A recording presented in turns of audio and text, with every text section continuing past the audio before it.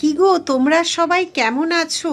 সত্যি অনেক দিন লাইভে আসতে পারছি না, কারণ তোমাদের ভালোবাসাই তার কারণ। এত মানুষের ঢল শোরুমে এবং আমাদের এক্সিবিশনে লাইভ করে উঠতে পারছি না।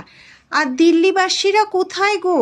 নিয়ে যাচ্ছি তো নতুন নতুন সমস্ত শাখা, তবে লাইভের শাখাগুলো থাকবে কি না কথা দিতে পারছি না, কারণ এই যে ভিডিওগুলো ছাড়ছি এগুলো আমাদের অনেক আগেই শাখা পলাগুলো তৈরি হয়ে গেছিল।